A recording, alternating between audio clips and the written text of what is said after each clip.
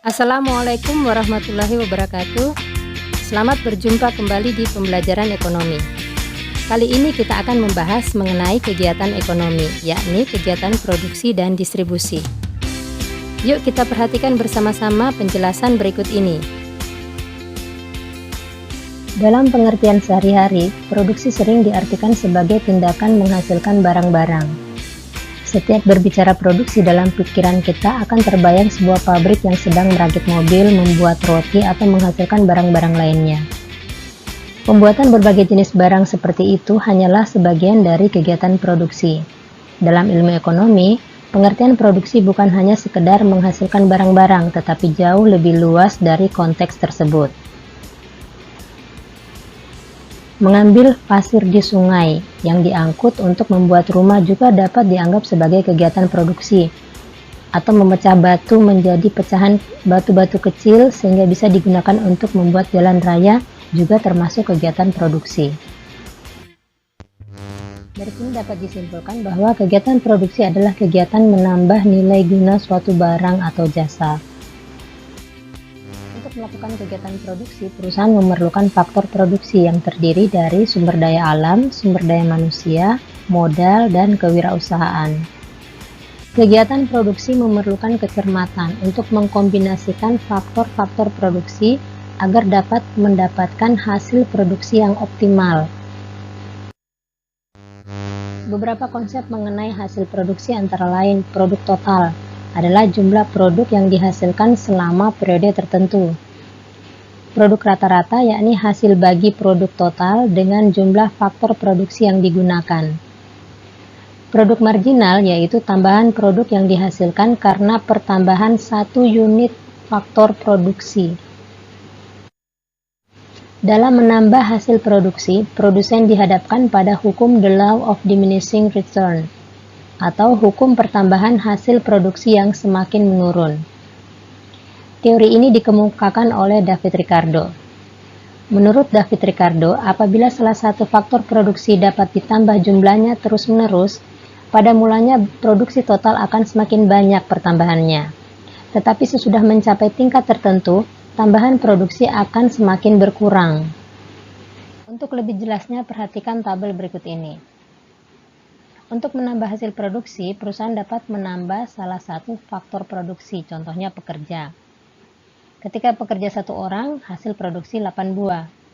Pekerja bertambah menjadi 2 orang, hasil produksi bertambah menjadi 18 buah. Pekerja bertambah menjadi 3 orang, hasil produksi semakin bertambah sebesar 32 buah. Semakin banyak jumlah pekerja, maka semakin banyak hasil produksi. Namun coba kita perhatikan produksi marginal.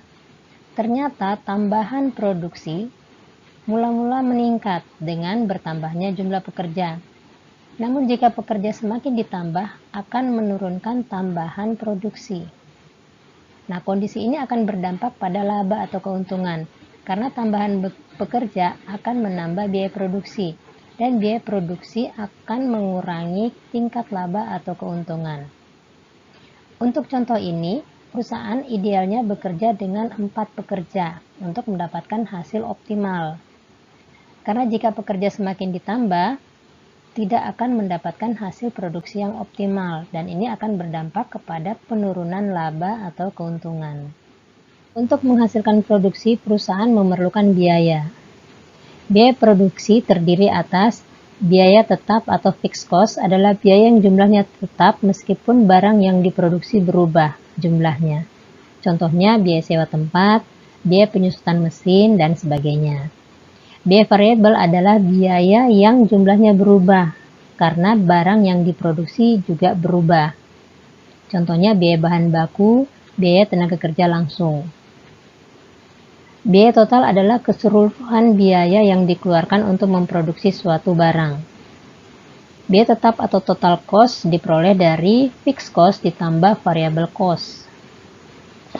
Biaya rata-rata dikeluarkan untuk menghasilkan satu unit produk. Biaya marginal adalah kenaikan biaya total yang disebabkan tambahan satu unit output. Perusahaan akan menerima pendapatan atas barang yang dijual. Penerimaan atau revenue adalah sejumlah uang yang diterima perusahaan atas penjualan barang hasil produksi. Penerimaan total atau total revenue didapat dari hasil perkalian tingkat harga dikali jumlah barang yang terjual.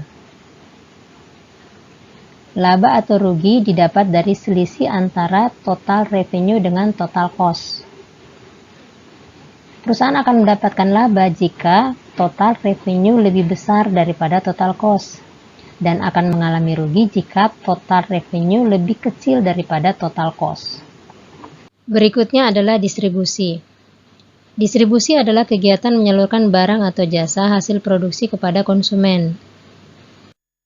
Faktor-faktor yang mempengaruhi distribusi adalah faktor pasar. Faktor pasar berkaitan dengan konsumen atau pembeli. Kegiatan distribusi yang dipengaruhi oleh faktor pasar berhubungan dengan jenis produk yang diinginkan konsumen, letak geografis konsumen, jumlah pesanan, dan kebiasaan konsumen. Yang kedua adalah faktor barang. Faktor barang berhubungan dengan nilai barang yang didistribusikan, besar dan berat barang, mudah rusak atau tidaknya suatu barang, kualitas barang, dan pengemasan barang. Dan yang ketiga adalah faktor perusahaan. Perusahaan yang memiliki banyak sumber dana, pengalaman, dan pengawasan yang baik dalam proses distribusi dapat menyalurkan barang secara lebih cepat dan merata kepada konsumen. Saluran distribusi terdiri atas distribusi langsung, distribusi semi langsung, dan distribusi tidak langsung. Saluran distribusi tidak langsung melibatkan pengecer, pedagang besar, dan agen. Semakin panjang dan banyak saluran distribusi menyebabkan barang sampai ke tangan konsumen semakin lama dan terjadi perbedaan tingkat harga.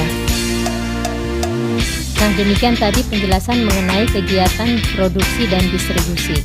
Sampai bertemu di materi selanjutnya, yakni kegiatan konsumsi. Wassalamualaikum warahmatullahi wabarakatuh.